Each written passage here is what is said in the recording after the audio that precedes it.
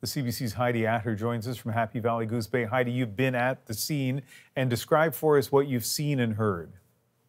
So right now, this hour, the explosions seem to be getting smaller with pops instead of loud bangs being heard from the fire and the hangar. About 24 people have been evacuated so far. As you mentioned, in that animal shelter, volunteers worked very quickly to try and get all of the animals out of harm's way as quickly as possible.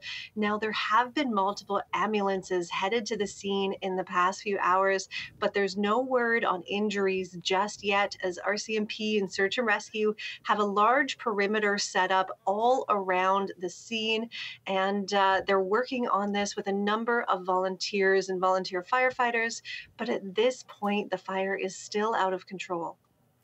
Our audience is looking at that video of an air traffic control tower on fire. So describe for them the Air Force Base and what that tower is. So this tower that we're looking at here is a piece of local history. When the base was first built, this was one of the first towers in the late 40s, early 50s. But of course, that means building standards were very different back in those days when the base was starting up.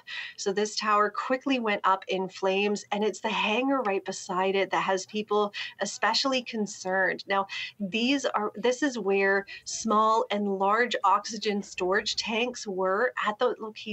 So at this point, it's a waiting game to see if more of those oxygen tanks are going to burst, or if we might be slowly starting to get out of the woods here.